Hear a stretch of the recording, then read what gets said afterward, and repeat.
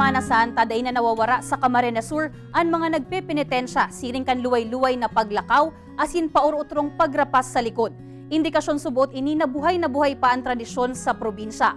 Alaga Department of Health asin Simbahang Katolika may pagirumdom sa madugong pagpipinitensya ngunya na Semana Santa. Uyan istorya ni Chris Novello.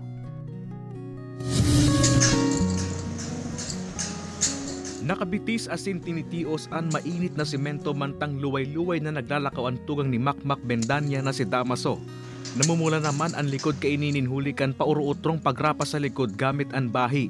Pasado alas 4 nin maagahon subot sinda nagpuon sa pagpinitensya na taon-taon na subot panatakan sa iyang tugang. Panata niya po, taon-taon. Campo Santo po. Daiman mapugulang umawon kan mga nagdadalan ang ginigibong penitensya ni Damaso.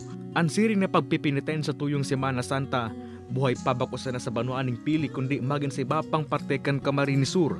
Kaya ang iba napapabilib alagad may pirang naghahandal sa siring na paagi kan pagpipinitensya. Araw kayo na ginigibon ninda, sir. Parang nagsisisi sinda sa mga nagibon ninda ang kasalan. Hindi kaya makasama sa katawan niya yan. Mainit ang panahon. Makano sa katawan niya. Susog sa Department of Health, delikado inialagad en kaso subot na imapugulan, dapat na hugasan ni maray ang lugad para da magkaigwan ng impeksyon. Medyo delikado, no? Kasi kung lalo na kung nagapakol, no? Siyempre mag-create yan ng pain, ng kulog, plus pwedeng magkaigwan ng open wound, may possibility na magkaigwan ng infection.